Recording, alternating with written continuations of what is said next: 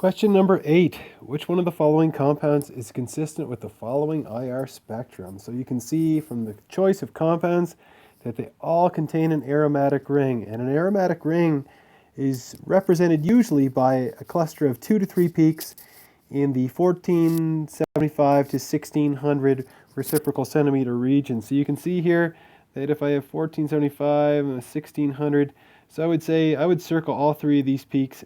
It's usually 2 or 3 peaks in the 1475 to 1600 reciprocal centimeter region. So I would put carbon-carbon double bond, stretch, and then I would put aromatic.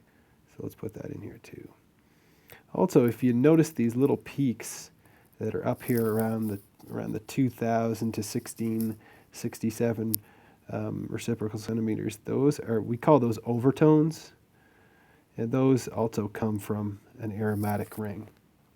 So, well, that doesn't really get us much farther though, does it? So, what else should we see in our spectrum here? So, you can see the first compound is a primary amine, the second one is a secondary amine, then we have a primary amine, and then we have a tertiary amine. But hopefully you can see that we have this stretch here, a medium intensity stretch.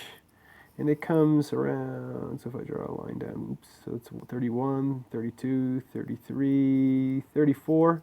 So maybe around 3,400 reciprocal centimeters, something like that. So that's going to be consistent with the stretch of an amine. So we'll say this is an amine. So we can say, we know this is the nitrogen-hydrogen stretch because it's, got a little bit of broadness to it here. But is this a primary amine or a secondary amine? And if you remember from the notes in the book, it says that a primary amine, so an NH2, that will give you 2 peaks. So you would see something like 2 peaks. That looks horrible. But anyhow, you would see 2 peaks like this. And when you have a secondary amine, that you only see 1 peak so that tells us that this is a secondary amine. So we could say secondary amine, NH stretch, okay, aromatic. So which choice is a secondary amine? There's only one choice that's a secondary amine, and that is compound number 2. So it has to be compound number 2. So again, when you have a primary amine, you see 2 stretches, and that's from both symmetric and asymmetric stretching.